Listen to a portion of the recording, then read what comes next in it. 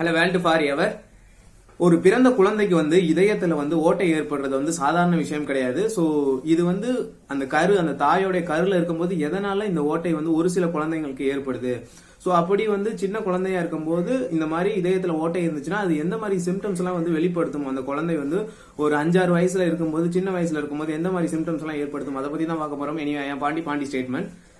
So இதயத்துல ஓட்டை ஏற்படும் போது, அதாவது சின்ன வயசுல சின்ன குழந்தைங்களுக்கு ஓட்டை ஏற்படுச்சுன்னா அதை ஈஸியா கியூர் பண்ணிடலாம்.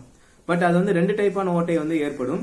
சோ நமக்கு இந்த ஓட்டை ஏற்பட்டுச்சுன்னா எந்த மாதிரி சிம்டம்ஸ் குழந்தைங்களுக்கு ஏற்படும் சின்ன வயசுல அப்படின்னு பாத்தீங்கன்னா, சோ இப்ப அந்த ஓட்டை இருந்துச்சுன்னா நம்மளுடைய நல்ல ரத்தம் எல்லாமே அசுத்த ரத்தத்தோட கலந்துரும். சோ இந்த அசுத்த ரத்தத்தோட கலந்து நம்மளுடைய பக்கத்துல நுரையீரல் இருக்கு. சோ அந்த நுரையீரலுக்கு தள்ளப்பட்டுரும். அந்த 2 ரத்தமுமே நுரையீரலுக்கு போறதுனால நமக்கு மூச்சு திணறல் பயங்கரமா இருக்கும் அப்படின்னு சொல்லப்படுது. சோ அதுக்கடுத்து கை கால் வயிறுகள்லாம் பாத்தீங்கன்னா வீக்கம் ஏற்படும், பயங்கரமான சோர்வு, இல்லைன்னா குறைந்த இதய துடிப்பு. இதை நம்ம இசிஜி அதுலதான் செக் பண்ண முடியும், டாக்டருக்கு தான் தெரியும். பட் அது போல படப்படப்பு, அதாவது அதிகமான அந்த இதய துடிப்பு இருந்துச்சுன்னா அதை நம்மளாலேயே கண்டுபிடிக்க முடியும்.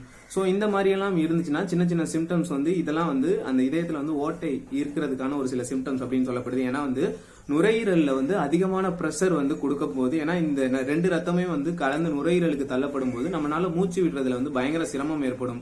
சோ மூச்சு திணறல் அடிக்கடி ஏற்படும். அதாவது நம்ம நடக்கும் போது, சின்ன குழந்தைகளை நடக்கும் போதே பயங்கரமான மூச்சு திணறல் இந்த மாதிரி ஏற்பட்டுச்சுன்னா இதயத்துல ப்ராப்ளம் இருக்கு அப்படின்னு சொல்லி அர்த்தம் அப்படின்னு சொல்லப்படுது. சோ இந்த மாதிரி சிம்டம்ஸ் இருந்துச்சுன்னா நம்ம போய் செக் பண்றது ரொம்ப நல்ல விஷயம். சோ எதனால ஒரு தாயோடைய கருல அந்த குழந்தை வளரும் போதே இதயத்துல ஒரு சில பேருக்கு ஓட்டை ஏற்படுது அப்படின்னு பாத்தீங்கன்னா, இது டிஎன்ஏ அப்படின்னு மட்டும் நம்ம சொல்லிட முடியாது. இதுக்கு பல காரணங்கள் இருக்கு. அதாவது போதை சம்பந்தமான பொருட்கள் அந்த ஹியூமன், அந்த அம்மா யூஸ் பண்றதுனால இதெல்லாம் வெளிநாடுகள்ல நடக்குது. பட் பொதுவான ரீசன்ஸ் என்னன்னு பாத்தீங்கன்னா, நிறைய இன்ஃபெக்ஷன்ஸ், வைரஸ் இன்ஃபெக்ஷனுக்கு அதாவது ஒரு கரு வளருதுன்னா 1 மாசத்துல இருந்து 3 மாசம் வரையும் ரொம்ப ஒரு கிரிட்டிக்கல் பொசிஷன், ரொம்ப கவனமா இருக்கக்கூடிய நிலை. சோ இந்த 3 மாசத்துக்குள்ள அந்த அம்மாவுக்கு எந்த ஒரு இன்ஃபெக்ஷனுமே, வைரஸ் பாக்டீரியா இன்ஃபெக்ஷன் தாக்காத அளவுக்கு அந்த அம்மா இருக்கணும். சோ ஒரு அம்மை நோயாலேயோ இல்லைன்னா ஏதோ டயபெட்டிஸ் பேஷண்ட் இந்த மாதிரி இருக்கிறவங்களுக்கு அதிகமா இந்த மாதிரி அங்க வளரக்கூடிய குழந்தைகளுக்கு ஓட்டை ஏற்படுறதுக்கு வாய்ப்பு இருக்கு அப்படின்னு சொல்லப்படுது.